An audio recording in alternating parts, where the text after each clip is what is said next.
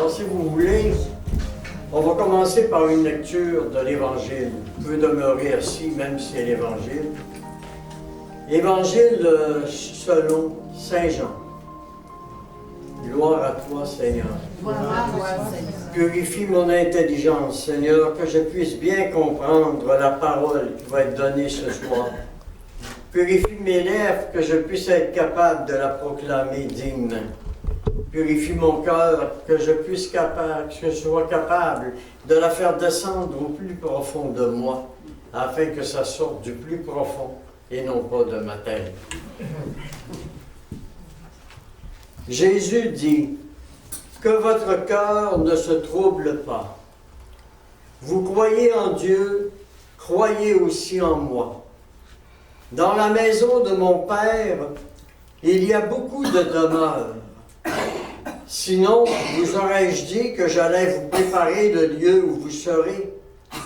Lorsque je serai allé vous le préparer, je reviendrai et je vous prendrai avec moi, si bien que là où je suis, vous serez vous aussi. Quant au lieu où je vais, vous en savez le chemin. Thomas lui dit, Seigneur, nous ne savons même pas où tu vas. Comment pourrions-nous en connaître le chemin? Jésus lui dit, je suis le chemin, et la vérité et la vie. Personne ne va au Père si ce n'est par moi. Si vous me connaissiez, vous connaîtriez aussi mon Père. Dès à présent, vous le connaissez et vous l'avez vu. Acclamons la parole du Seigneur. Louange à toi, Seigneur Jésus. C'est un texte que tout le monde connaît, c'est un texte que j'aime beaucoup. Saint Jean qui nous dit, c'est Jésus qui nous dit qu'il s'en va au ciel pour nous préparer une demeure. Et ce soir, on va parler des demeures. Comment atteindre le ciel? À partir de ce tableau-là que les jeunes m'ont fait, puis à partir du tableau qui est là-bas aussi, c'est la même chose sur les demeures illustrées autrement. Les demeures, ce sont des lieux, des étapes. Au ciel, il y a plusieurs demeures. On ne sera pas nécessairement tous ensemble dans le même coin. Les saints sont ensemble.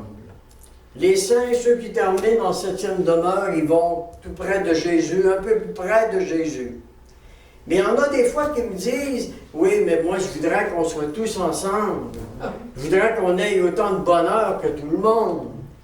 Mais la différence, vous savez, si vous avez, comme j'ai un verre d'eau ici, ce verre-là, s'il est plein, il est plein.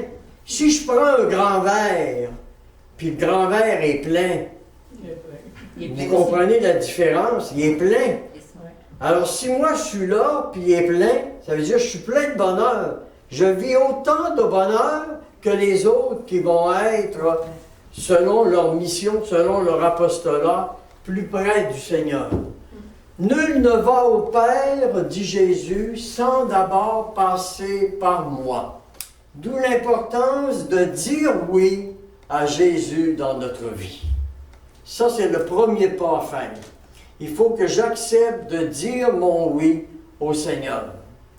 Puis on va voir comment c'est beau la montée vers Dieu, comment qu'on est transformé, puis on est appelés tous à la sainteté. Peu importe notre mission est différente. Moi, ma mission, je le sais aujourd'hui, c'est de parler. Okay? Hein? Puis il y a un autre, c'est l'accueil, etc. Quelqu'un qui fait bien son accueil.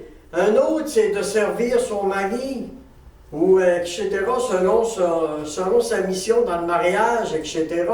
C'est notre mission. Le Seigneur nous demande d'accomplir notre mission telle qu'elle est. Et avec ça, il ne veut pas qu'on soit un autre. Il t'a choisi, il veut que tu sois toi-même. Toi-même. Alors, je vais commencer. Je ne changerai pas, là, même si c'est fini, c'est pas grave, il n'y a pas de... Je ne changerai rien. Alors, le château intérieur qu'on va regarder, qu'on va comprendre pourquoi. Alors, on commence en route, Et aujourd'hui, on regarde les 3 premières étapes. Je les expliquerai à mesure, à même le tableau, pour que ce soit concret. Moi, j'aimerais qu'à la fin de la soirée, là, que ce soit assez clair, que vous soyez capable vous-même de vous résumer de façon claire c'est quoi les 3 premières étapes. Je ne vous demanderai pas ça pour le reste parce que c'est complexe, là. OK? Mais les 3 premières étapes, c'est facile de retenir ça, puis essayez de mémoriser ça. Puis quand vous aurez une vidéo à ce moment-là sur le site Internet, ça, là, il faut revoir et revoir et revoir. Il y en a plusieurs qui ont suivi cette session-là, puis tout le monde me dit c'est pas la même chose la deuxième fois. Parce que vous avez cheminé. Vous comprenez des choses de façon différente selon le cheminement que vous avez vu. Moi, de la façon de le donner en fin de semaine, ce ne sera pas la même chose de la façon que je l'ai déjà donné dans les premiers temps. C'est sûr, parce que j'ai aussi cheminé, etc. Il y a des choses que je comprends davantage et que je peux expliquer davantage dans mes mots. Alors, on commence par une autre petite parole de Dieu, Matthieu 13, 44, où Jésus dit « Le royaume des cieux est semblable à un trésor qui était caché dans un champ et qu'un homme vient à trouver. Il le recache, s'en va, ravi de joie, vendre tout ce qu'il possède, il achète ce champ. » Si vraiment tu trouves qu'il y a un trésor à quelque part, tu cours après le trésor. Pour nous, le trésor, c'est Jésus. Puis il est où Jésus? À l'intérieur de toi. Comment courir à l'intérieur de toi? C'est pas comme courir dehors. Comment courir à l'intérieur de toi, c'est ce qu'on va voir en fin de semaine. Le royaume des cieux est encore semblable à un négociant en quête de perles fines. En a-t-il trouvé un de grand prix? Il s'en va vendre tout ce qu'il possède et achète cette perle. Alors, tout ce qu'on va entendre sur les textes que vous connaissez, on s'en va vous trouver la perle. Alors, tout ça, ça vient de Thérèse d'Avila et de Saint-Jean-de-la-Croix. Si vous voulez, dans un premier temps, je vais vous résumer un petit peu la vie de Sainte Thérèse d'Avila. OK? Alors, au temps où François Ier, le roi François Ier, régnait en France, soit en 1515, une petite fille naissait dans la ville d'Avila en Espagne. Rodrigue et Fernand, on l'appelait Teresa. À la maison, il y avait déjà d'autres enfants. Il y avait Marie, il y avait Jean, il y avait Rodrigue, il y avait Fernand, une grosse famille. Après Thérèse naîtront d'autres enfants. Antoine, Pierre, Jérôme, Augustin et Jeanne. Donc, ils viennent d'une grande famille. À la maison, on raconte que les morts, vous connaissez les morts, M-A-U-R-A-S, oui. Hein, ce sont des... qui venaient attaquer, etc., là, qui voulaient tuer des chrétiens. Alors, les morts emmenaient les chrétiens pour en faire des esclaves, ou encore pour les tuer. Un jour, Thérèse a une belle idée qu'elle croyait très bonne. Elle n'avait que 7 ans. Elle va trouver son frère Rodrigue, qui lui avait 11 ans, et elle lui dit, « Écoute, Rodrigue, tu sais que le bonheur du ciel, il durera toujours. Toujours, tu sais, c'est toujours. » Eh bien, a dit à Rodrigue, « Nous allons aller tous les deux au ciel tout de suite. Es-tu d'accord? » C'est comme ça que ça a commencé. « Comment cela? » dit Rodrigue. Il a dit, « Nous allons partir chez les morts. Puisque nous sommes chrétiens, nous leur dirons que nous sommes chrétiens. Ils vont nous martyriser et on va aller au ciel pour toujours. » Un matin, donc, Thérèse et Rodrigue s'échappent en cachette de la maison.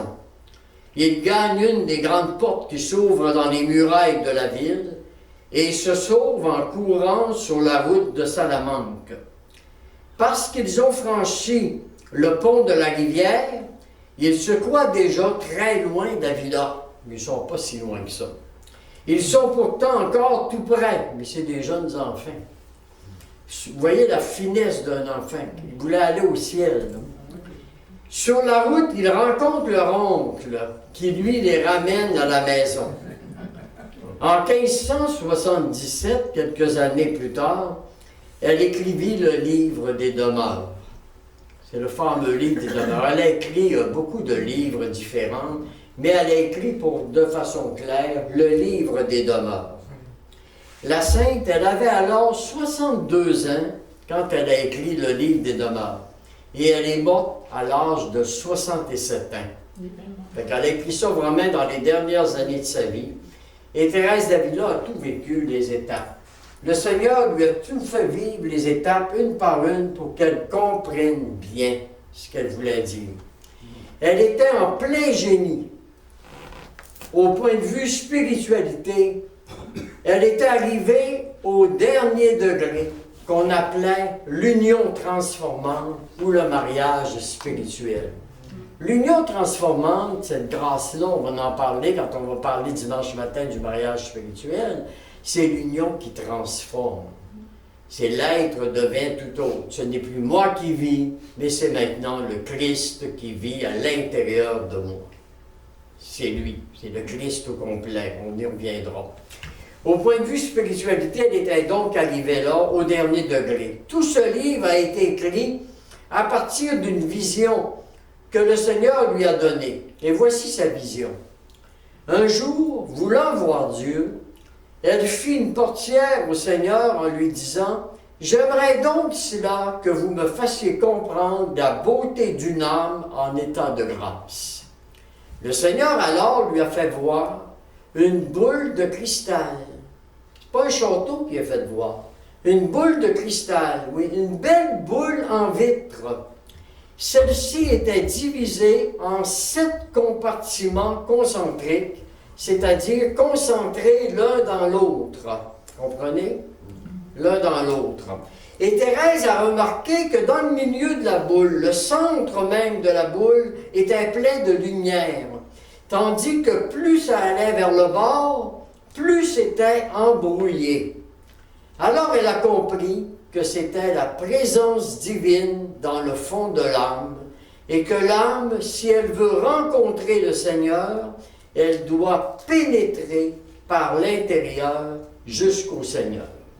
C'est ça sa vision qu'elle a eue, qu'elle a compris. On a ça dans sa page 814 dans son œuvre biographique. On va parler maintenant de Saint Jean de la Croix un petit peu. Parce que tous les autres, on en parlera, c'était vraiment, ils ont travaillé ensemble, beaucoup. On appelle ça la réforme du Carmel. Ils ont tous reformé le Carmel. Ils n'étaient pas aimés par les carmélites. Parce qu'ils trouvaient tous les deux chez les Carmels que c'était pas assez sévère. Et quand ils sont rentrés là-dedans, ils ont dit, nous autres, on va faire changer ça. Puis avec toute leur spiritualité, c'est pour ça qu'ils n'étaient pas trop aimés.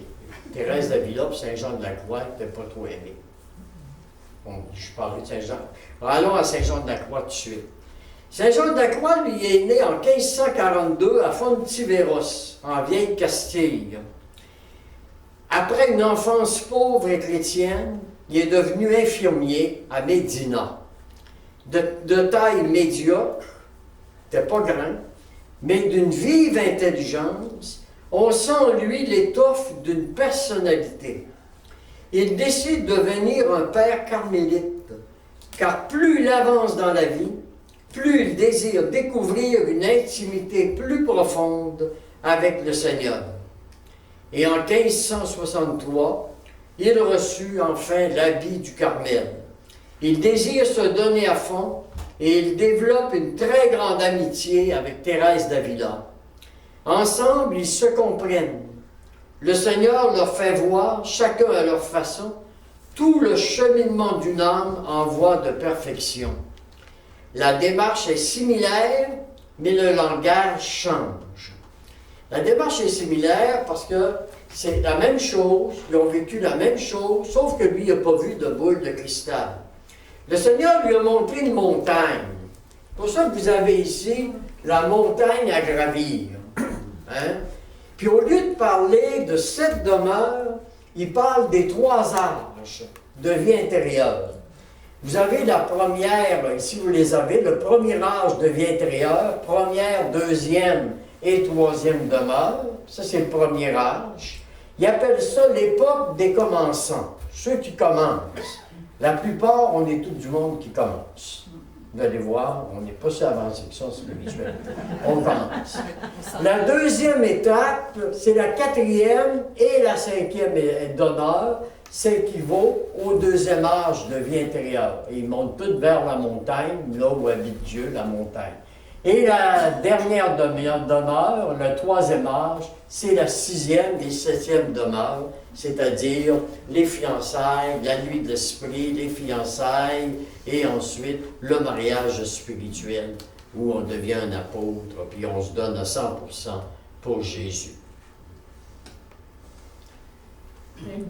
Alors, dans la montée du Carmel, on y traite de la manière dont la personne pourra se disposer pour arriver promptement à son union avec Dieu.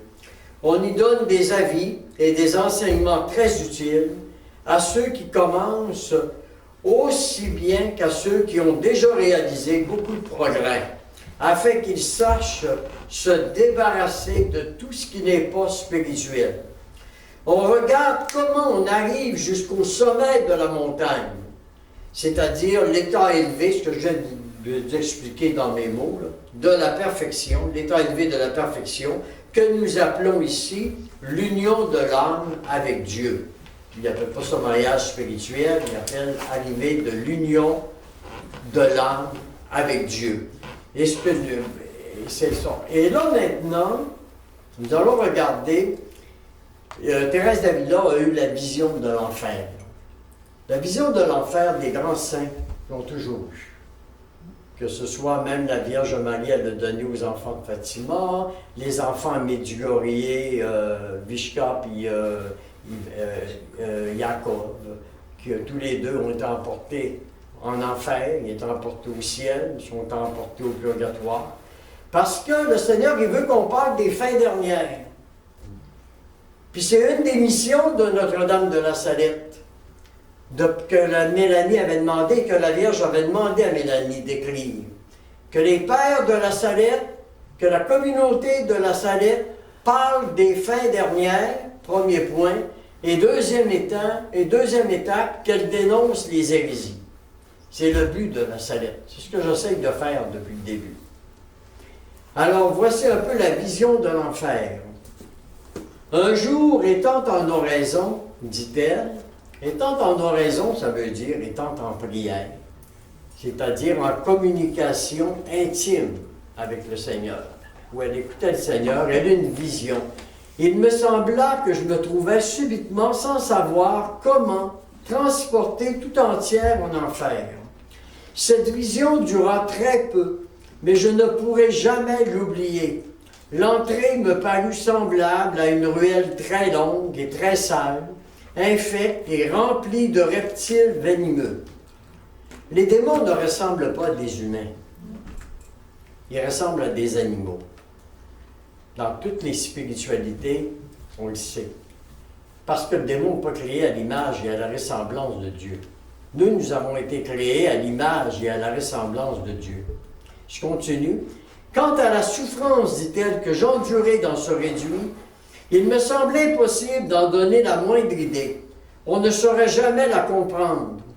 Je sentis dans mon âme comme un feu dont je suis impuissante à décrire la nature, tandis que mon corps passait par des tourments intolérables. Elle spécifie comme un feu. Pas un feu. Ça ressemblait à un feu. Mais ce n'est pas du feu en enfer, ni au purgatoire. Ça, c'est une mauvaise image qu'on nous donnait, qu'on prenait au sens strict. Je ne saurais donner une idée de ce feu intérieur et de ce désespoir qui s'ajoute à des tourments et à des douleurs si terribles. Là, tout vous étouffe. Il n'y a aucune lumière, mais il n'y a que des ténèbres. Cette vision m'a procuré une douleur immense de la perte de tant d'âmes. Elle m'a procuré aussi les désirs les plus ardents d'être utile aux âmes. Il me semble en vérité que pour en délivrer une seule de si horribles tourments, je souffrirais très volontiers 1000 fois la mort. Je ne sais comment nous pouvons vivre en repos, dit-elle, quand nous voyons tant d'âmes que le démon entraîne en enfer. Ça, je vous le redis parce que c'est pour nous. Je ne sais comment nous pouvons vivre en repos quand nous voyons tant d'âmes que le démon entraîne actuellement en enfer. Je le dis souvent, à Fatima, la Vierge dit, les 2/3 de l'humanité allaient en enfer. À Fatima. Aujourd'hui, c'est sûrement mieux. Sûrement mieux. Alors, vous voyez, il faut prier. Et pour ça, on a besoin de quoi? On a besoin des âmes victimes. Et les âmes victimes, vous ne les verrez pas. Ils ne viendront pas se placer, puis voici, je suis une âme victime. Ils vont être dans leur lit, puis on ne sait pas le nombre de personnes qu'il y a actuellement dans leur lit qui sont en train de souffrir et qui offrent. C'est pour ça que l'aide médicale à mourir, on ne sait pas comment qu'une personne qui accepte d'aller jusqu'au bout, qui accueille ses souffrances jusqu'à la fin pour libérer des personnes, elle va libérer des centaines de personnes qui seront sauvées, qui iront peut-être pas au ciel, mais qu'au moins vont aller au purgatoire. Le purgatoire, c'est pas pire. C'est une étape de purification. Je n'ai pas peur d'aller au purgatoire. Je sais que j'aurai du travail à faire là-dedans aussi, au purgatoire. Alors, qui sont ces personnes? Thérèse d'Avila, elle a pensé, parce que c'était dans le temps des chevaliers qu'elle a vécu. Elle a dit, comment faire comprendre au monde la vision que j'ai vue, qui est un globe? Elle a dit, par un château, il y avait des châteaux partout. Alors, elle a dit, il y a 7 étapes dans un château. Il y a 7 demeures différentes. C'est très sombre quand on rentre dans la première étape, dans la première demeure, dans la première salle. Mais plus on avance, plus c'est de la lumière. Par arriver en 4e, la lumière éclate de plus en plus. Puis là, on est rempli de lumière, rempli là. Mais c'est vraiment l'histoire d'un château. Mais en dehors d'un château, il y a comme une entrée pour le château. Vous voyez là, ici, là, il y a une entrée, là. Il y a un chemin qui y va, puis il y a une entrée pour le château. Mais la porte est bien fermée. La porte est très fermée. Alors, les gens, qu'est-ce qu'ils sont? Quels sont les gens qui sont au château? Sainte Thérèse dit ceci. Sachez donc que si vous mourrez en cet état, vous ne pourrez jamais jouir de la lumière de ce soleil divin qui est Dieu. Les gens sont quoi? Les gens, ce sont du monde qui sont à l'extérieur du château, qui vivent continuellement dans le péché mortel. Ils sont dans la confusion la plus totale. Regardez notre monde d'aujourd'hui. Hein? Ils n'ont plus de sens à leur vie. La grande question, ils ont besoin de psychiatres, de psychothérapie, etc. Pas de sens à la vie. Pourquoi vivre? On a coupé volontairement tout contact avec Dieu. On vit avec les démons, mais on ne croit même pas que les démons existent. Mais on est plein de démons en nous. On peut dire que ces personnes n'ont aucune vie spirituelle. Ils sont tous mêlés. On a beau leur dire que telle chose, c'est de la merde, mais pour eux, c'est du chocolat. Ils ne manifestent aucun intérêt pour les choses de Dieu. Sainte Thérèse a reçu en vision une âme en état de péché mortel. Il me montra, dit-elle, en outre l'état d'une âme en péché mortel. Elle est privée de tout pouvoir semblable à une personne qui est complètement liée et attachée, qui a les yeux complètement bandés, qui malgré ses efforts ne peut ni voir, ni marcher, ni entendre, et qui enfin se trouve dans d'épaisses ténèbres. Les yeux bandés, vous voyez l'expression ici. Moi, j'ai expliqué ça aux jeunes à l'école quand j'étais animateur de pastoral. Je n'ai pas donné de détails aux jeunes. J'ai expliqué en gros. Parce que ce jeune-là, c'est un jeune de secondaire 5 qui m'a ramené ça au mois d'août. Il arrivait pour le début, il s'en allait au cégep. Puis il m'a dit, Michel, j'ai un cadeau pour toi, pour ton local de pastoral. J'ai illustré toutes tes demeures. C'est comme ça que c'est venu. Puis il m'arrive avec cette toile-là. Puis c'est lui qui a trouvé tous les symboles. C'est pas moi qui dis, mais ça comme symbole, là. Je suis capable de toutes vous les expliquer. D'abord, je lui ai demandé, veux-tu me les expliquer? Mais je comprenais ce qu'il voulait dire. Vous voyez ici, là, il voit, là, il y a un bandeau. Hein? Parce que il représente le démon qui lâche ses démons. On va le voir tantôt pour pouvoir manger ici, là, la chenille qui va être transformée en papillon. On va comprendre plus tard. Mais vous voyez, il a vu ça par lui-même, là. Alors, les hommes on a comme un bandeau. Il faut dire ici que le péché n'atteint pas Dieu directement. Je fais pas mal au bon Dieu. Dieu est pas mal. C'est une expression, il est Dieu. Il est Dieu. Le péché me fait mal à moi. Il me détruit comme nature humaine. Il détruit ma nature. La personne qui quitte l'air pur et la clarté du ciel pour respirer l'air infect du péché. Si la personne meurt dans cet état, elle risque l'enfer pour l'éternité. Le péché trouble tous les sens. Le péché trouble la vision, il trouble l'audition, trouble le goût et le toucher. Le péché trouble aussi toutes nos facultés intellectuelles qui deviennent aveuglées. On ne comprend plus rien. On est dans une confusion totale. C'est vraiment notre monde d'aujourd'hui. C'est ça que la Vierge, là, a dit, priez mes enfants, priez, parce que là, la lumière va apparaître. La justice de Dieu va se manifester, parce qu'il va falloir une bonne tape ses fesses à un moment donné au monde, là, pour que le monde se réveille un peu. Là. Parce que là, ils sont complètement, là, les yeux fermés, tout fermés. Il va falloir quelque chose de gros qui les réveille. Et ça va arriver. Ça va arriver. Pour leur bonheur à eux. Le péché trouble aussi donc toutes les facultés intellectuelles, les faux raisonnements, les faux jugements. En dehors du château aussi, les personnes se suffisent à elles-mêmes. Moi, je n'ai pas de besoin de Dieu. C'est moi, mon Dieu. Moi, je ne crois pas en Dieu. Je me suffis à moi-même. Tout s'explique. La science, c'est mon Dieu. Ce qui s'explique par la science n'est même pas capable de s'expliquer elle-même. Vous comprenez? C'est l'orgueil de l'homme. Dieu, à ce moment-là, on ne peut rien faire pour la personne, car il doit respecter leur choix. Il doit respecter leur liberté. Elles sont très malheureuses. Elles ont la mort à l'intérieur d'eux, dit Thérèse d'Avila, mais elles ne connaissent pas d'autre chose. De plus, elles pensent qu'il n'y a pas d'autre chose. Ainsi, la vie n'a aucun sens. Imaginez, vous êtes capable de vous imaginer qu'après la mort, c'est fini. Pourquoi tu as vécu? Pourquoi tu as tout fait ça? Pourquoi? Qu'est-ce que ça t'a donné?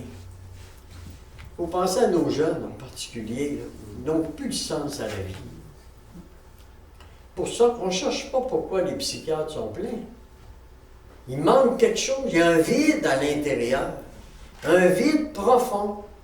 Et ce vide-là, à l'intérieur, il peut être comblé uniquement par Dieu. C'est comme si quand tu as une batterie qui te fait marcher, tu as un robot, tu as une batterie qui te fait marcher. La batterie est plate. Il faut la recharger. Recharger la batterie, c'est remettre Dieu dans le cœur de la personne.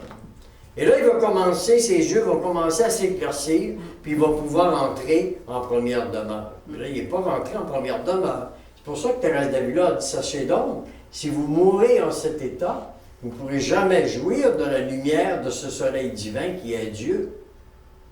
C'est quelque chose. Alors pour ces personnes, après la mort, c'est terminé. Alors il vaut bien mieux profiter des plaisirs de la vie avant de mourir. Hein? Sinon, on va croire à la réincarnation. La réincarnation, c'est plus au sérieux pour les hindous, là. La réincarnation, ça vient de l'hindouisme. Et vous savez très bien que la réincarnation, c'était tellement sérieux aux Indes que si à un moment donné, il y avait une vache qui était dans le milieu de la route et que quelqu'un arrivait en automobile et qui voulait déranger la vache, bien, il était arrêté par les policiers. Parce que la vache, c'était peut-être la belle-mère qui était dedans. Puis on rit, mais c'est vraiment comme ça qui pense.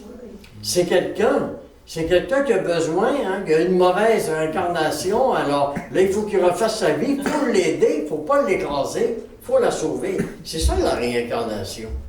T'sais. Puis les réincarnations, ben, tu recommences sans arrêt. Tu recommences sans arrêt, tu finis. Là, si tu as fait une belle vie, ben, peut-être que tu vas être un animal un petit peu plus élevé, un petit peu plus influencé. Tu es intéressé de vivre comme ça? Il n'y a rien d'amour là-dedans dans la réincarnation. Les personnes qui sont à l'extérieur aussi ont des désirs suicidaires fréquents. C'est normal puisqu'après la mort, il n'y a rien. Et si je suis malheureux sur cette terre, si je ne possède aucune espérance face à l'avenir, car Dieu seul peut me donner de l'espérance, alors que me reste-t-il? Mieux vaut en finir. Et c'est pour ça les suicides. Des jeunes de 15 ans, 16 ans, etc. Les personnes vivant à l'extérieur du château sont manipulées, sont des marionnettes manipulées par Satan sans le savoir. Et les valeurs sont complètement inversées. Je ne sais pas si je l'ai là. Oui. Les valeurs sont complètement inversées. Pour bien comprendre, on peut regarder les étendards de Saint Ignace. On sait que pour exprimer les valeurs et la conversion, Saint Ignace s'est suivi de deux étendards, l'étendard du bien, l'étendard du mal. Et à travers ces étendards, on peut parler de l'esprit du monde et de l'esprit évangélique.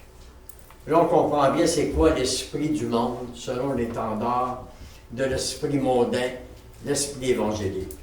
Alors, quel esprit, nous, on veut avoir dans notre vie? Si j'ai l'esprit mondain, je ne suis pas capable d'avancer. C'est pas compliqué. Mais si j'ai l'esprit évangélique, qu'on va développer au fur et à mesure, là, je vais avancer. Alors, vous avez, par exemple, vous voyez, dans les valeurs inversées, là, je vais toutes les mettre, là.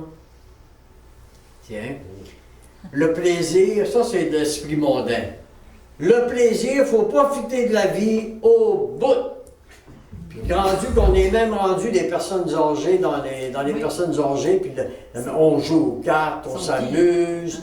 Il y a beau avoir une chapelle, José Arnado me disait ça, Michel, il dit, il m'arrive une dizaine de personnes sur des centaines de personnes qui sont là, et ils sont sur le bord de la mort, puis il faut avoir du fun. Puis il faut avoir de l'argent. Pour que le monde, après notre mort, se chicane davantage. Savoir à qui qu'on a donné le plus. Si on a donné égal, ben c'est pas normal, parce qu'il y en a un qui a fait plus que l'autre, etc. Les chicanes se font à partir de l'argent. Vous voyez, le matériel ensuite, le travail, la société, la famille, ça vient à la fin, puis le matériel vient à la fin. Je l'ai mis 2 fois, je sais pas comment se fait. L'esprit évangélique, c'est qu'il faut que ce soit Dieu, la pyramide. Quand j'arrive en haut, c'est Dieu qui est premier servi dans ma vie. Moi, je ne suis pas encore rendu là, puis je ne sais pas si on est rendu là. La deuxième valeur, c'est la dignité humaine. Il faut que ça me fasse mal quand je vois l'humanité qui souffre, les enfants qui souffrent. Ce sont les enfants de Dieu. Il faut que ça me fasse mal. Vient en troisième valeur, les valeurs de la famille. Et regardez-les toutes, là, si vous allez à l'envers. Et qu'est-ce que Satan fait? Satan vient briser Dieu, l'homme, la famille. Puis notre société, c'est plus vivable. Il vient briser la société. Le travail, on va mettre des robots bientôt à notre place. Tu sais, on ne sait pas jusqu'où ils vont aller. Le matériel, puis l'argent à la fin. C'est inversé. Nous, il faut vraiment inverser si on veut aller vers Dieu. Et on n'est pas capable d'inverser sans l'aide de Jésus. Il faut que Jésus, il faut que je demande à l'Esprit Saint et à Jésus-Christ d'intervenir dans ma vie pour m'aider lentement à inverser mes valeurs. On va regarder maintenant, Dieu à la fesse parce que j'ai un peu tout fini. Le purgatoire. Selon le catéchisme de l'Église catholique, ceux qui meurent dans la grâce et l'amitié de Dieu, mais imparfaitement purifiés, bien qu'assurés de leur salut éternel, souffrent après leur mort une purification. Ça, c'est, je donne le texte du catéchisme intégral. Quand des prêtres nous disent, là, je ne crois pas à des purgatoires, là, moi je l'ai vu ça. J'ai vu ça à l'école. Les professeurs dire, je me souviens très bien, un prof allait dire à ses élèves, là, non, ça n'existe pas. L'enfer et le purgatoire, ça n'existe pas, c'est juste le ciel. J'ai vu un jeune se ramasser dans mon bureau, puis il me racontait ça. Puis il dit, M. Marcotte, il ne dit pas comme vous, pantoute. Non, j'ai dit, moi je dis comme l'Église et comme Dieu. Va lui dire à ton prof, est-ce qu'il parle de ses connaissances à lui, ou s'il parle des connaissances de l'Église catholique. Il est l'ordonné de l'Église catholique. Le jeune a eu l'audace d'aller lui dire, « T'es voir, M. Marcotte? » Puis il m'a dit de vous poser la question. Le prof est venu me voir dans mon bureau après. J'ai dit au prof, il dit, non, t'es engagé pour donner l'enseignement de l'Église. Que tu y crois, que tu y crois pas. L'enseignement de l'Église. Puis moi, ben, je sais tout. Les élèves me disent tout. Ça fait mal, dans ce sens-là, vous comprenez? Hein? L'Église appelle purgatoire, dit le catéchisme, cette purification finale des élus qui est tout à fait distincte du châtiment des damnés. L'Église a formulé la doctrine de la foi relative au purgatoire, surtout au Concile de Trente et au Concile de Florence. La tradition de l'Église faisant référence à certains textes de l'Écriture, elle nous parle d'un feu purificateur. L'enseignement de l'Église affirme l'existence aussi de l'enfer, toujours dans le catéchisme, et son éternité. Les âmes de ceux qui meurent en état de péché mortel descendent immédiatement après la mort dans les enfers, où elles souffrent les peines de l'enfer, le feu éternel. La peine principale de l'enfer consiste en la séparation éternelle d'avec Dieu, en qui seul l'homme peut avoir la vie et le bonheur pour lesquels il a été créé et auquel il aspire. Ça, c'est important. La peine principale de l'enfer consiste en la séparation éternelle avec Dieu. Or, tu es fait pour Dieu. Tu as été créé pour Dieu. Et là, c'est pas juste pour avoir de sens, là. Hein, c'est le fait que tu es complètement défait, tu n'es plus à l'image de Dieu du tout. La souffrance, c'est ça, c'est pas une souffrance de feu. C'est une souffrance parce que tu ne vis que de haine et de violence. Dieu, dit-il, ne prédestine personne à aller en enfer. Dieu veut sauver l'humanité. Il faut pour cela une aversion volontaire de Dieu. Il faut que la personne décide d'aller en enfer. Vous voyez? Pour ça. Et il faut qu'elle y persiste jusqu'à la fin. Même on a des grâces jusqu'à la fin de notre mort pour prendre une décision. Et c'est de l'enfer, dans le sens que je choisis, moi, je ne veux rien savoir de Dieu. Je ne veux rien savoir de Dieu, c'est l'enfer. Il ne montre pas nécessairement l'enfer. Moi, je ne veux rien savoir de Dieu, je ne veux rien savoir de tout ça. Bon. Même à la fin ultime de ta vie. Dans la liturgie eucharistique et dans les prières quotidiennes de ses fidèles, toujours le catéchisme, l'Église implore la miséricorde de Dieu qui veut que personne ne périsse, mais que tous arrivent au repentir. Alors c'est l'heure du choix. Dans cette première phase de la vie spirituelle, qu'est-ce qui nous permet d'avancer d'une étape à l'autre? Par le baptême, d'abord. Ne sommes-nous pas devenus des fils et des filles adoptives du Père, membres de l'Église, des temples de l'Esprit Saint? Avons-nous déjà pensé à tout ce que le baptême nous a donné? Tout ce que le baptême nous a donné. Le baptême nous a donné d'abord la grâce sanctifiante. Ça veut dire que c'est comme une graine qui est semée dans la terre. Tu veux de la salade, tu prends une graine, tu la mets dans la terre. Si tu la laisses là, que tu ne l'entretiens pas, la graine ne se développe pas. Surtout si tu mets la graine, au lieu de la mettre dans la terre, tu la mets sur une roche. La graine, elle va mourir là, elle va dépérir là. La grâce sanctifiante, c'est une graine que Dieu a mis en terre. Mais il faut que tu la cultives. Sinon, elle ne t'amènera pas à la sainteté. Et ça veut dire que tu as tout en toi pour arriver là, à la sainteté. C'est-tu assez clair jusqu'à maintenant? Le baptême nous donne ensuite les vertus théologales. La foi, l'espérance, la charité, qu'il nous faut nourrir pour grandir. Il faut que je nourrisse ma foi. Je nourris ma foi comment? En assistant à des rencontres pour connaître davantage l'enseignement de Dieu, en priant, en développant l'oraison, en développant la prière, etc. Donc, le baptême ne donne rien si je ne m'en occupe pas. OK? C'est pas de la magie. Troisièmement, ça me donne les vertus cardinales. Les vertus cardinales, c'est la prudence, la justice, la force et la tempérance. Alors ça, c'est toutes des choses qu'on a à travailler. Quand on se confesse, c'est tout ça qu'il faut regarder. Les vertus, est-ce que je suis prudent dans ce que je dis aux autres? Est-ce que j'exerce une certaine prudence? La tempérance, la même chose. Les vertus morales, quatrième point. L'obéissance, le service, la patience, la bonté, l'humilité. Je fais juste vous les nommer. Hein? La bonté, l'humilité, ça c'est les vertus morales. Ça me donne ça. Les 7 dons du Saint-Esprit ensuite, vous les connaissez? Sagesse, intelligence, conseil, force, science, piété et la crainte de Dieu. Pas d'avoir peur de Dieu, mais de trouver Dieu tellement grand, mais en même temps qui se fait tellement proche de nous. En théologie, on parlait de transcendance et d'immanence. Immanence, ça veut dire Dieu qui se fait tellement proche de nous, lui qui est si grand, qui est si transcendant. Et enfin, le grâce du baptême me donne, si je développe mon baptême, les fruits de l'esprit.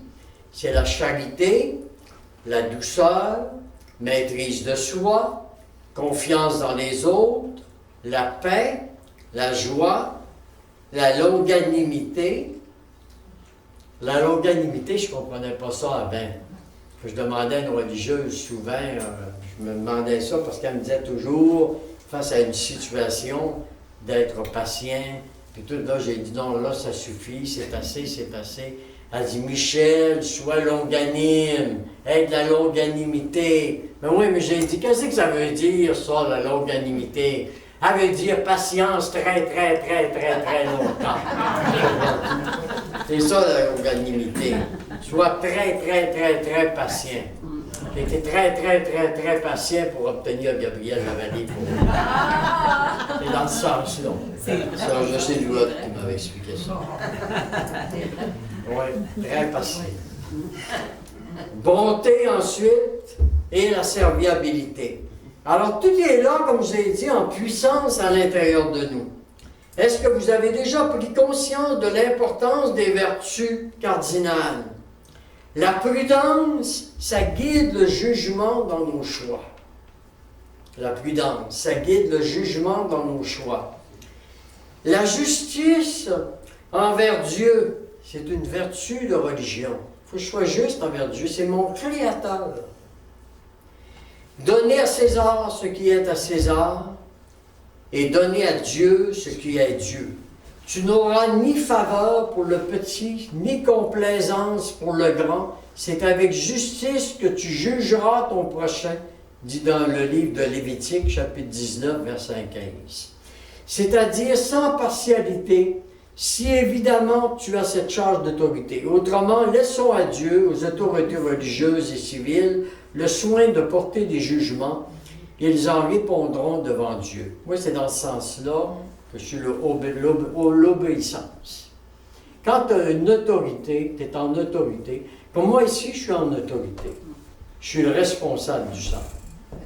Devant Dieu, j'aurai à répondre de mon autorité. C'est pour ça que ça a été tough dans les débuts du centre.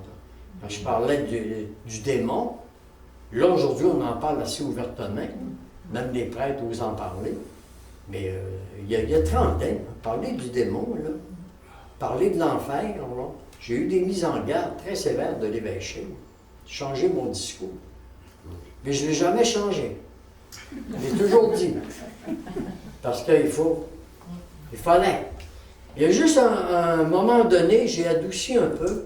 Puis j'ai eu un téléphone de l'évêque à ce moment-là. C'est pas Monseigneur Couture, c'était un autre évêque.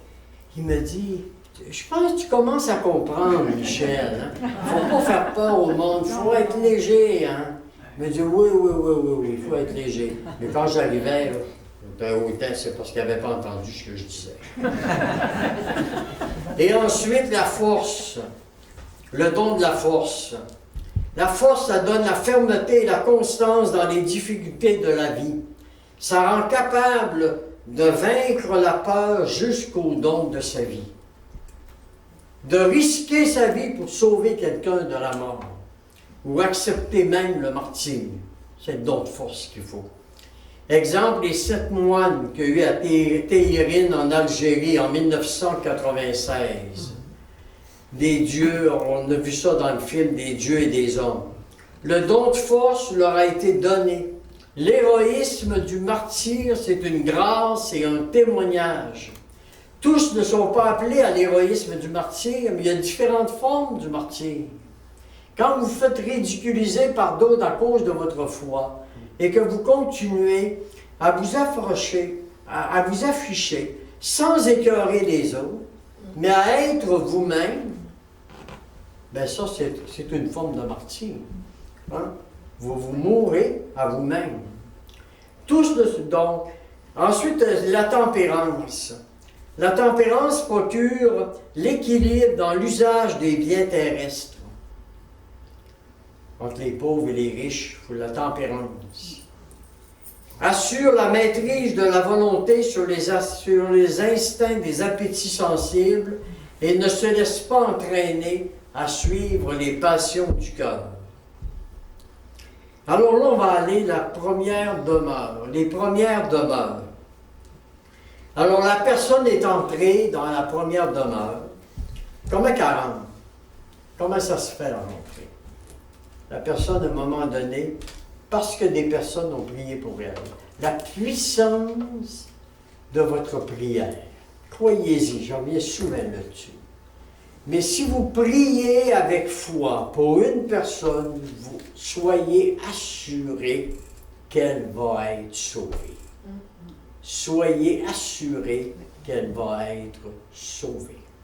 Puis à un moment donné, cette personne-là, à un moment donné, va être découragée. Il va y arriver un événement. Puis là, au lieu de prier, parce qu'elle n'a jamais prié, elle va crier.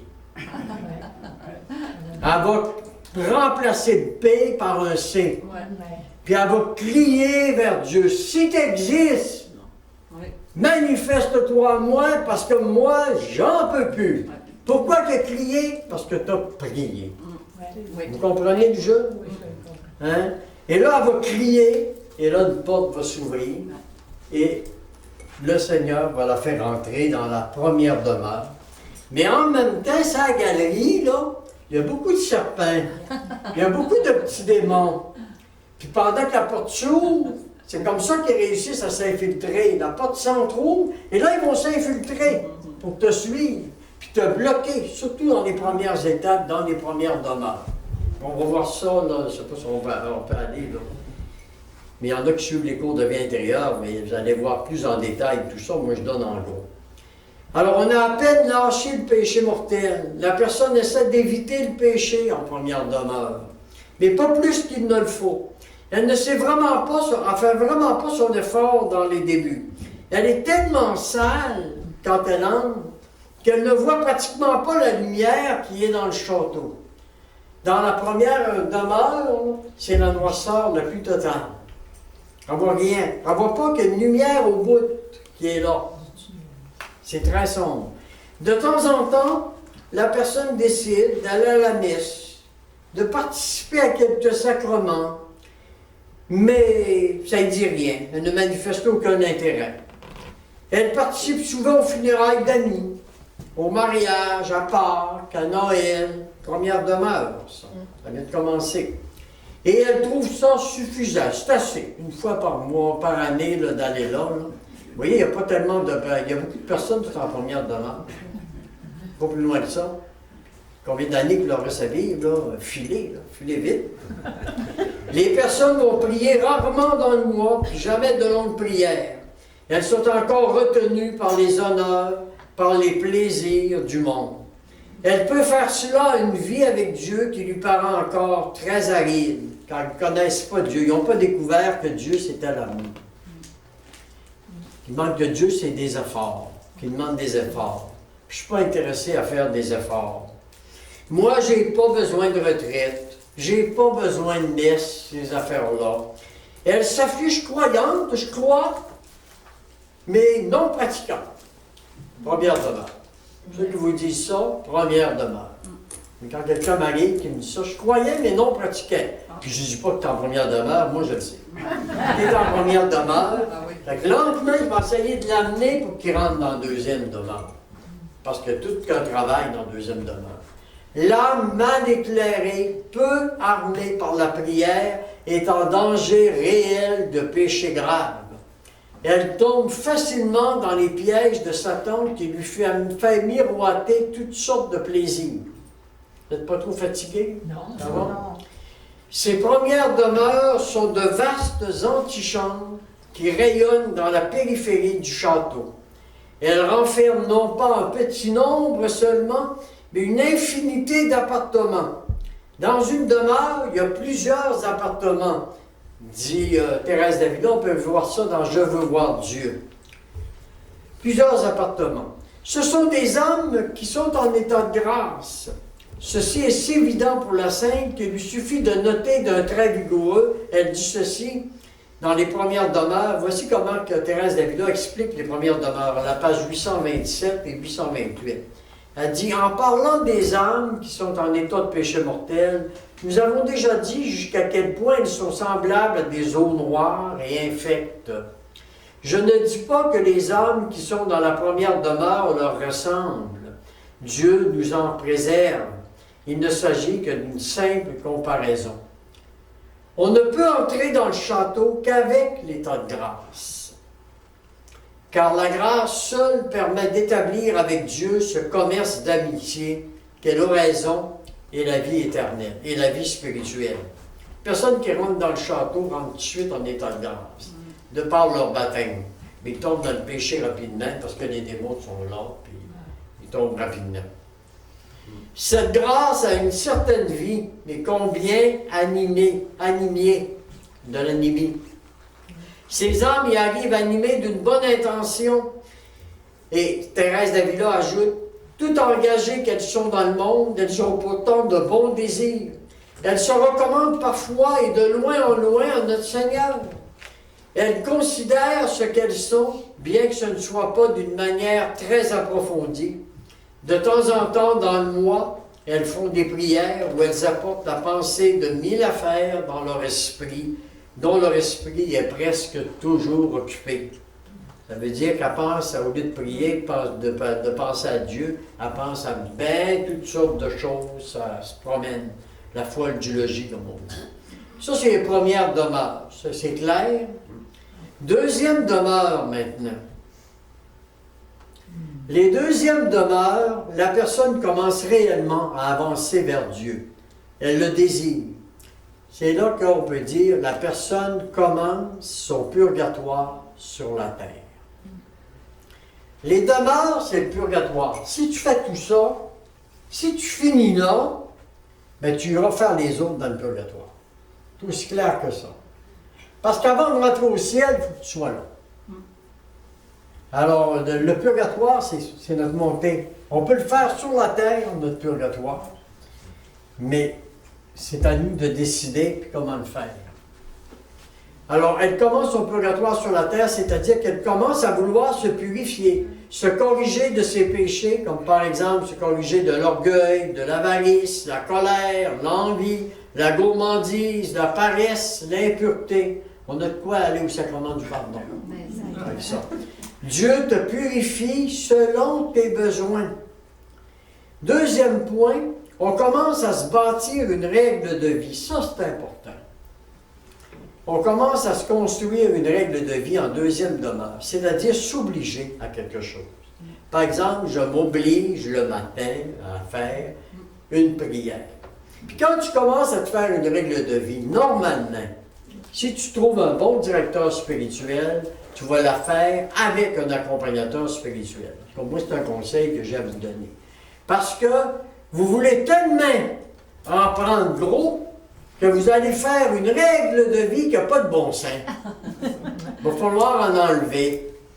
Il faut que tu commences lentement, des petites choses. Ma prière du matin. Je commence. Bon. Une prière avant de me coucher le soir. Comme la Vierge dit à la Salette. Faites-vous bien votre prière, mes enfants. Faites-le au moins matin et soir. Au moins. On peut demander plus que ça. Et après, c'est le goût qui se développe, puis ça devient de plus en plus gros. Donc, la règle de vie. Cette règle doit souvent être construite avec l'aide d'un conseiller spirituel. Mieux vaut commencer lentement. Et c'est le temps aussi de faire des lectures spirituelles. Lire des vies de saints. Ça nous donne le goût d'aller plus loin. En deuxième demeure. Ça ne veut pas dire que tu ne le fais pas dans les autres demeures. Tu continues. Hein, tu continues. Tout ce que je dis là, tu continues. Mais en deuxième demeure, il faut que tu commences à développer ta vie spirituelle. Donc, à faire des lectures spirituelles à ton niveau. Puis la meilleure chose, moi, ce que j'ai remarqué dans ma vie quand j'étais jeune, c'est les vies de saints. J'ai commencé par la vie de Saint Jean Bosco, ça m'a marqué. Il est mort à 15 ans. Comme jeune, je me retrouvais avec Saint Jean Bosco. Pas Saint Jean Bosco, mais Dominique Savio. Avec Dominique Savio. Alors, c'est le temps de faire des lectures spirituelles. Il faut accepter de laisser de côté certaines autres lectures qui ne m'apportent rien. Je peux m'en garder quelques-unes afin de conserver mon équilibre, mais je garde encore la télévision pour moi. Pour conserver mon équilibre, j'écoute encore la télévision. Mais les lectures profanes doivent lentement diminuer pour commencer à faire place aux lectures spirituelles. Nous reviendrons plus loin sur ce point avec Sainte Thérèse d'Avila sur les lectures spirituelles. L'autre point dans les deuxièmes demeures, visite des sacrements selon la demande de l'Église.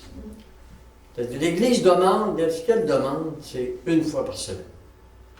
Si dans votre règle de vie, vous en ajoutez une de plus dans la semaine, selon votre règle de vie, ça va.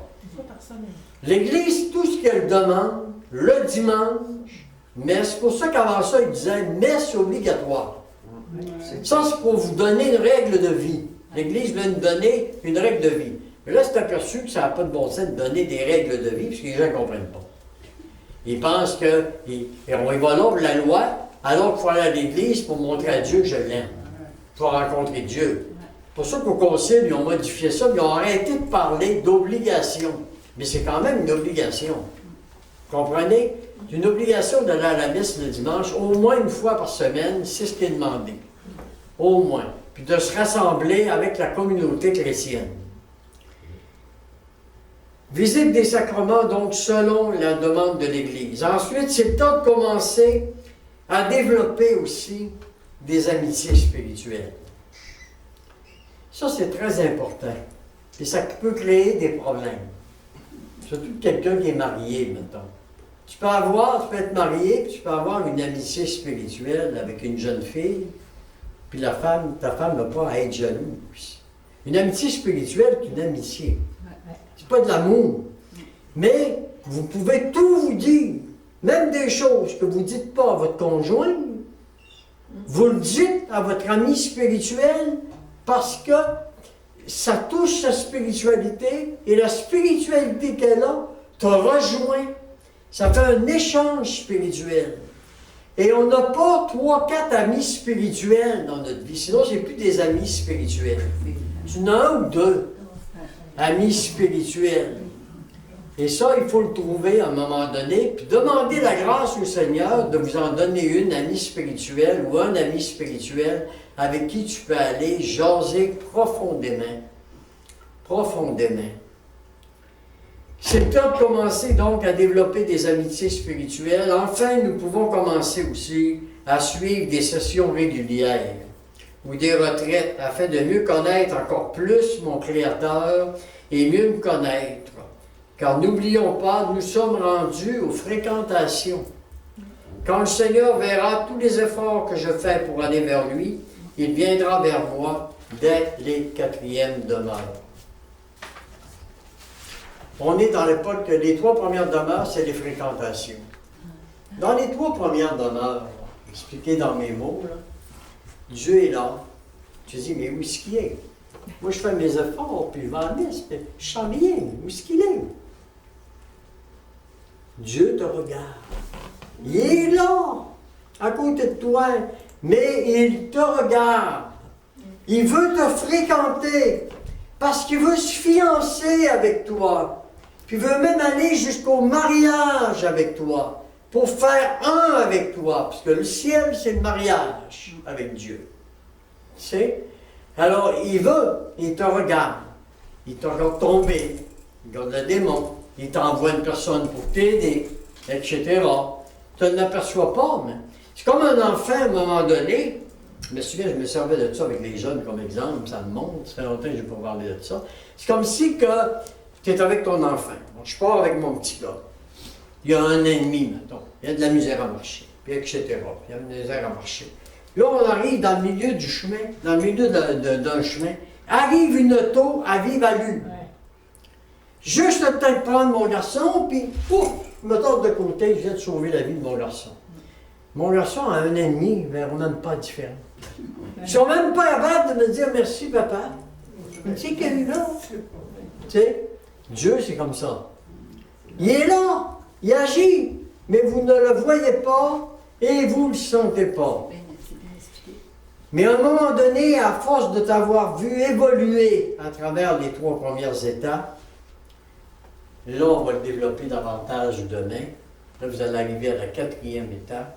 Et là, Dieu va venir à vous. Les fréquentations. Maintenant, on commence à se fréquenter. Tu apprends à me connaître. J'apprends à te connaître. Exactement ce qu'on veut appliquer dans la vie quand on parle des fréquentations avant d'aller à l'union charnelle. Oui, c'est vrai. Avant d'aller à l'union transformante. Vous voyez, hein, on applique ça dans notre vie.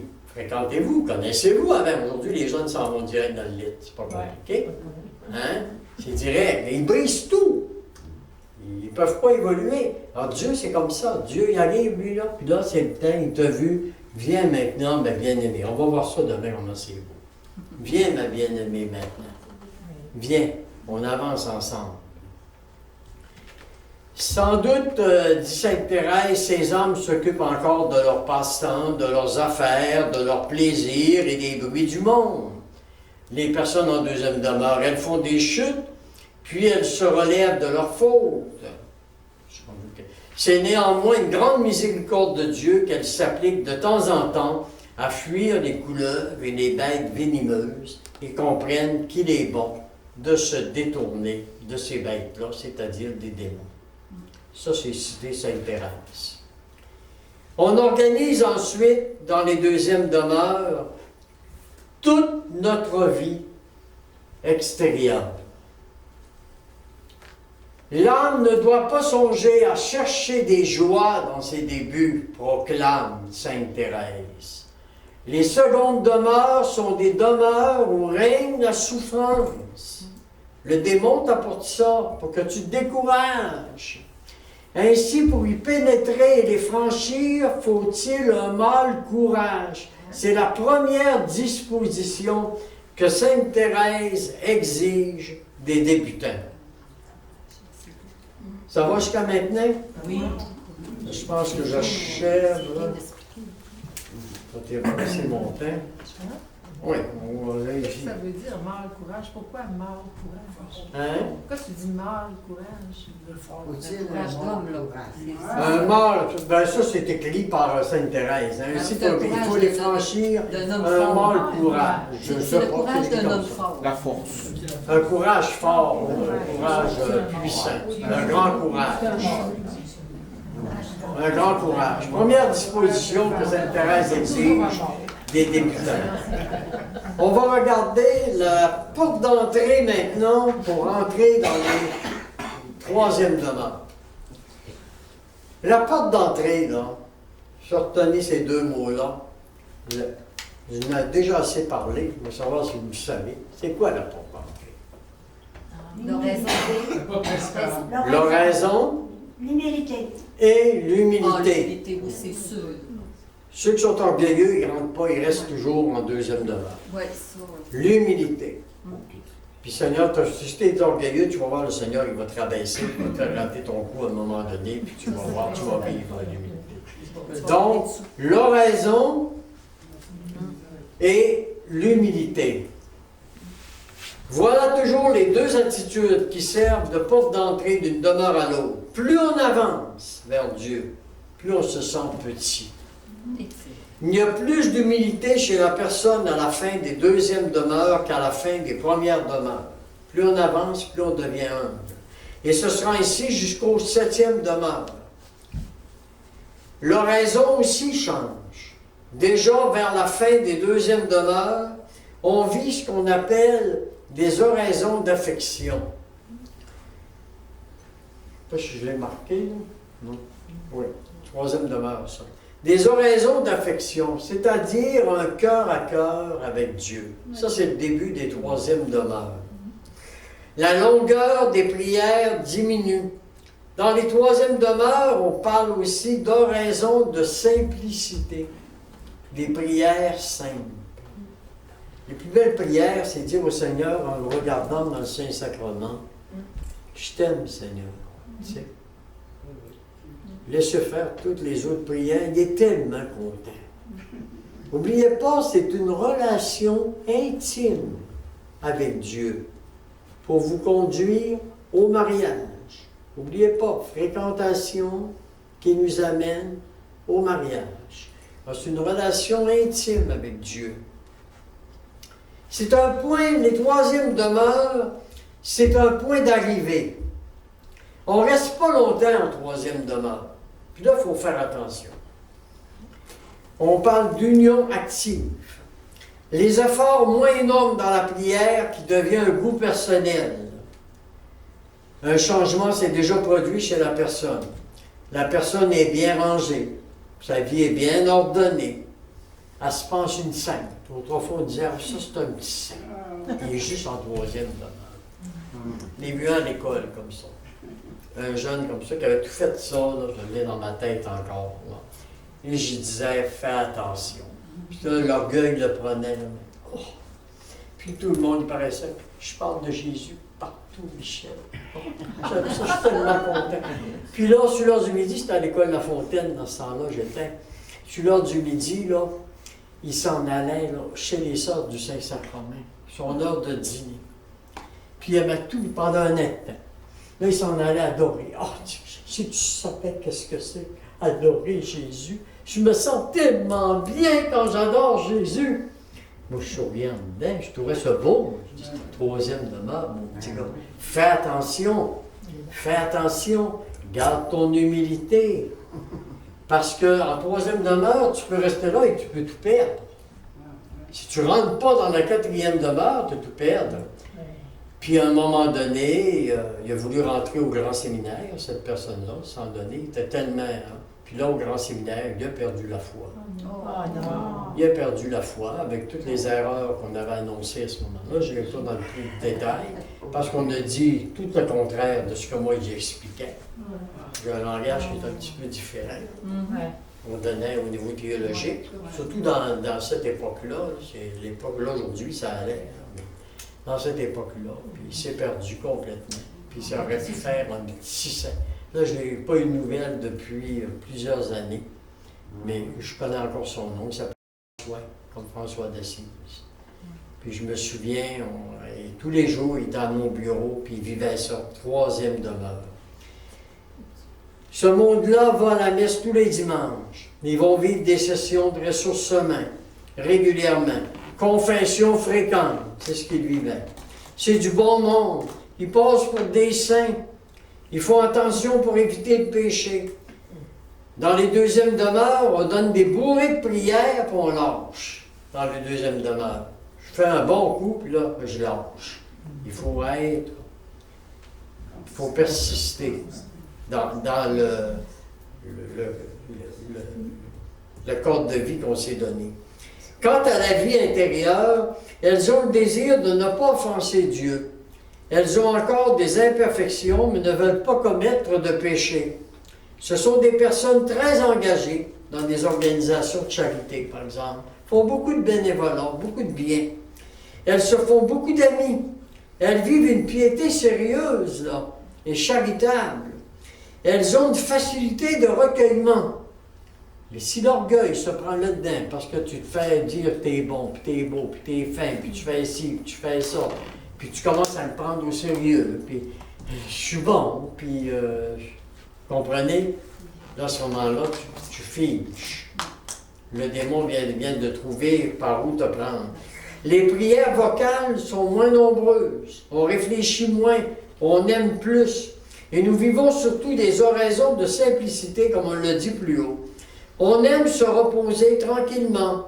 On est comme deux amoureux qui ne se parlent pas beaucoup. Ils se regardent, tu sais, devant le Saint-Sacrement. Ils ne parlent pas beaucoup devant le Saint-Sacrement en troisième demeure. Moins de bavardage et plus d'amour. On continue des lectures spirituelles, mais c'est vraiment l'oraison de simplicité qui domine.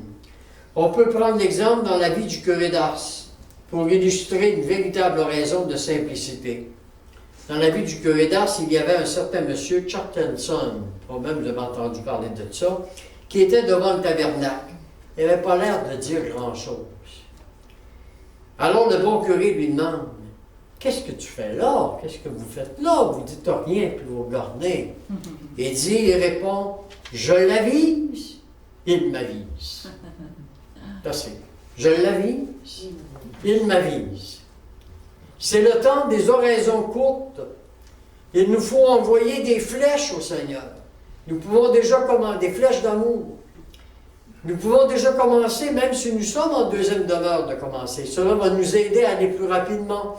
Enlever tout ce qui n'est pas essentiel, comme par exemple, je t'aime Seigneur parce que, je n'ai pas besoin de dire parce que, je t'aime Seigneur. Je t'aime Seigneur. Puis de dire avec mon cœur. On enlève les parce que. Si tu sens bien dans le silence, ne te force pas pour parler car tu brises tout. À l'église, fixe le tabernacle et commence par dire à Jésus, je t'aime. Je crois que tu es là. Que tu es donc beau, Jésus. Merci pour tout ce que tu fais pour moi, Jésus. Merci pour ma journée, Jésus. Et les difficultés qu'il y a, on en a parlé un peu dans la troisième demeure, l'orgueil n'est pas assez purifié.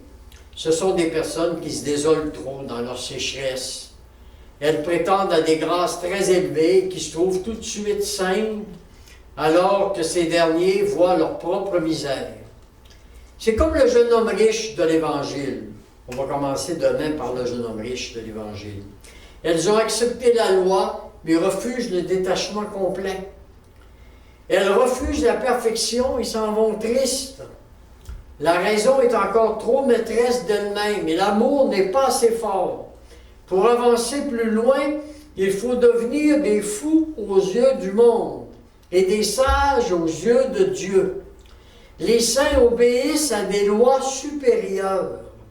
Ainsi, saint François d'Assise a écouté son intérieur et Dieu s'est manifesté à lui. C'est une grâce de Dieu, mais après la grâce, j'ai à donner mon oui ou mon non à Dieu. Chaque jour, je dois donner mon oui à Dieu ou mon non à Dieu.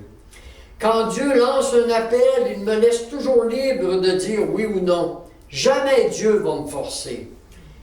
Il me laisse et dire oui consistera à accepter de le suivre jusqu'à la croix. La croix grandira mais la joie la surpassera. Et plus on va avancer, la croix grandit, mais la joie surpasse la croix. Et là, on parle de l'oraison de recueillement. Je vais terminer avec ça, j'achève. On appelle l'oraison de recueillement parce que l'âme, il recueille toutes ses puissances et rentre au-dedans d'elle-même avec son Dieu. Ça vient du chemin de la perfection de Saint Jean de la Croix. On l'appelle l'oraison de recueillement parce que l'âme, il recueille toutes ses puissances et rentre au-dedans d'elle-même avec son Dieu. Saint Jean de la Croix dit encore dans le chemin de la perfection, on dit que l'âme, comprenant enfin que les choses de ce monde ne sont qu'un jeu, elle se lève au meilleur moment et elle s'en va. Et elle ressemble encore à celui qui se réfugie dans une place forte pour n'avoir plus à redouter les attaques de l'ennemi. Les sens se retirent des objets extérieurs et les méprisent tellement que les yeux du corps, se ferment d'eux-mêmes pour ne plus considérer les créatures et que le regard de l'âme s'éveille davantage. Voilà pourquoi ceux qui suivent cette voie ont presque toujours les yeux fermés quand ils prient. C'est du Saint Jean de la Croix, je le cite exactement. C'est là d'ailleurs une coutume excellente pour beaucoup de choses. Chapitre 30 du chemin de la perfection, page 723 à 724. Il ajoute ailleurs, il dit « Il importe de remarquer qu'il ne s'agit point d'un recueillement passif produit par une emprise de Dieu, mais d'un recueillement réalisé par un effort de volonté. C'est pas Dieu qui te donne ça, ce qui t'a fait te recueillir. Tu te forces, en troisième demeure, tu fermes les yeux, Seigneur, je veux être avec toi. Attends pas, là, ça me vient pas. Ça me vient pas. Non, ça va venir plus tard. Là, dans les 3 premières demeures, je répète, il vous regarde. Est-ce que vous méritez vraiment d'aller jusqu'au bout? Avant que je vous donne des grâces plus grandes. Recueille au-dedans d'elle-même, l'âme peut méditer la passion de Jésus. Elle peut se représenter Dieu le Fils, l'offrir au Père Céleste sans se fatiguer l'esprit à aller chercher sur la montagne du Calvaire, au jardin ou à la colonne. Il est bon de se servir du raisonnement pendant quelques instants, mais faisons-le taire, le raisonnement, abandonnons-nous à Dieu. Voyez ce que fait, dit-on, la femme qui veut suivre en bonne harmonie avec son mari. Ça encore, c'est avec dans le chemin de la perfection de Saint Jean de la Croix, pour les couples.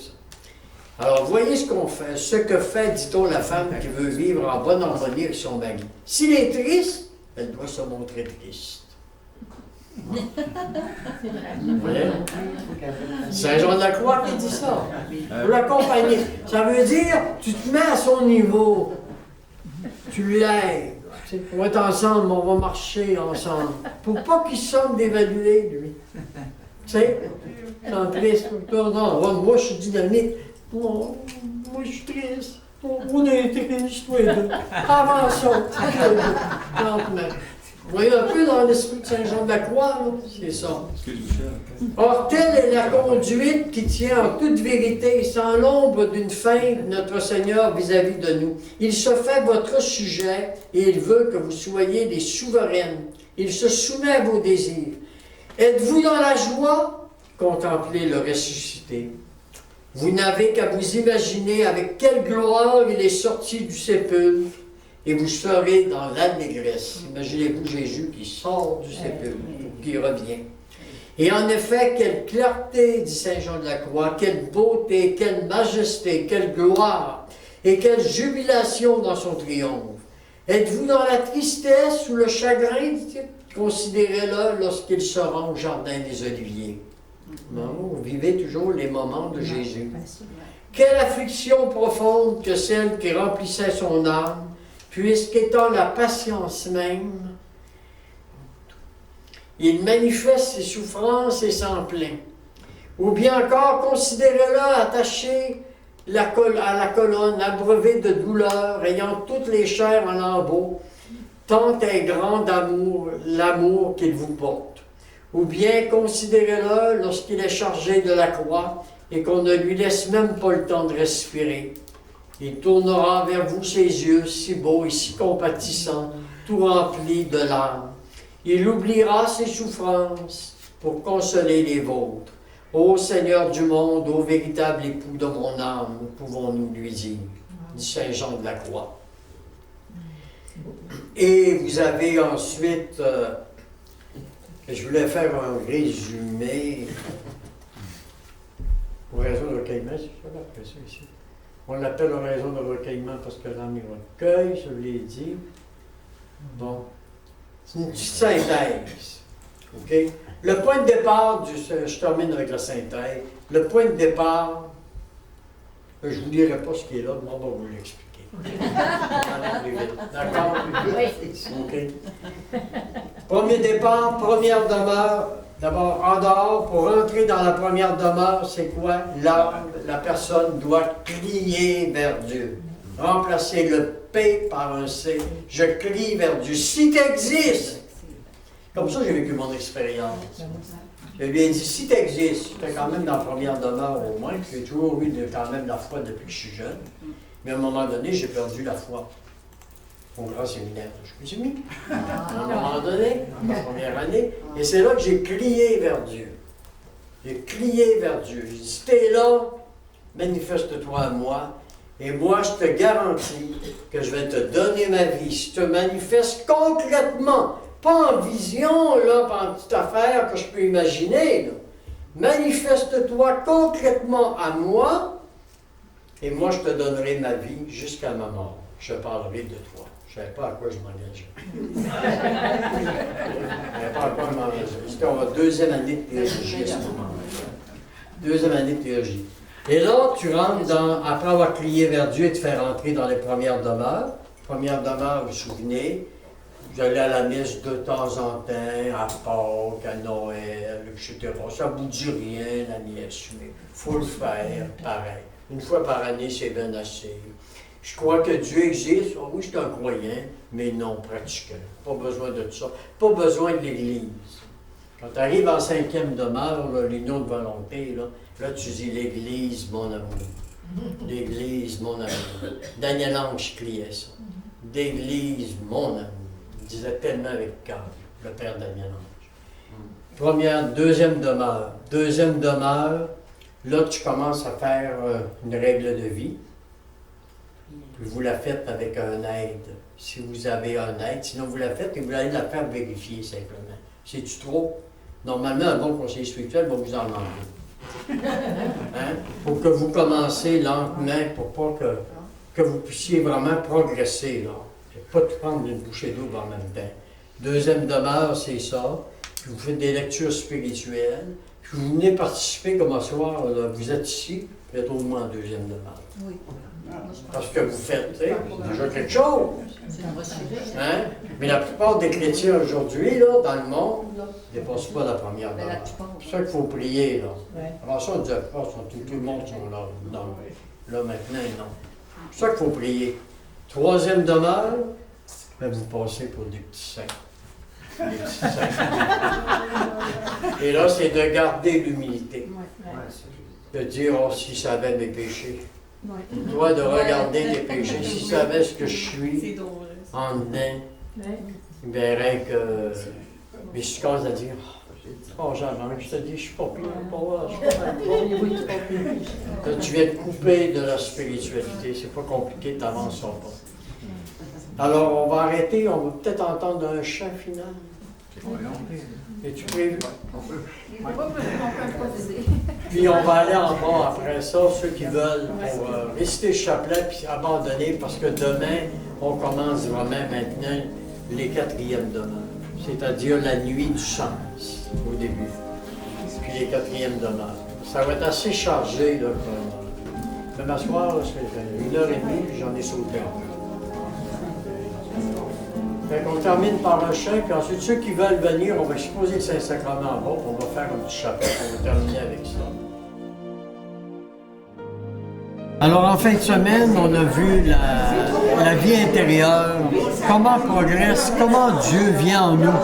Comment à un moment donné on peut dire ce n'est plus moi qui vis, c'est le Christ qui vit à l'intérieur de moi.